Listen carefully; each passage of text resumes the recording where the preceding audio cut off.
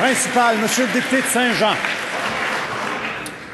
Les coupures dans les commissions scolaires n'affectent pas seulement le service aux jeunes. Alors que tout le monde s'entend pour dire que l'éducation des adultes a un rôle important pour contrer la pénurie de main-d'œuvre, des coupures se font durement sentir. Par exemple, pour la commission scolaire de Rouyn-Noranda, la coupure fait en sorte que 35 étudiants devront s'ajouter à la liste d'attente. À la commission scolaire des Hautes-Rivières, c'est 27 étudiants de plus.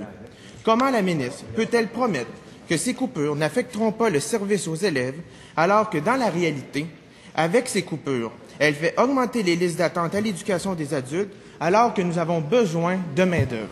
Rapidement. Madame la ministre de l'Éducation. Monsieur le Président, j'ai pu expliquer un peu plus tôt cette semaine la démarche du gouvernement.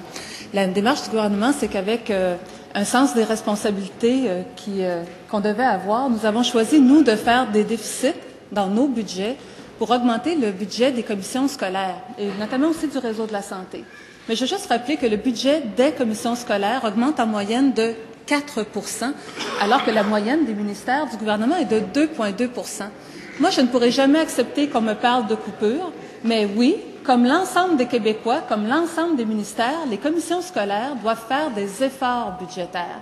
Et elles sont capables de les faire, puisque les surplus accumulés par les commissions scolaires l'année dernière sont à peu près l'équivalent des efforts budgétaires demandés cette année. Donc, on voit qu'il y a de la marge de manœuvre. D'ailleurs, je veux rappeler aux députés que tout récemment, devant la Chambre de commerce du Montréal métropolitain, sa chef, a fait un appel, elle a tendu la main à François Legault en disant qu'elle aussi, elle était d'accord pour faire du ménage dans la bureaucratie scolaire. Est-ce que vous avez changé d'idée encore une fois ce matin?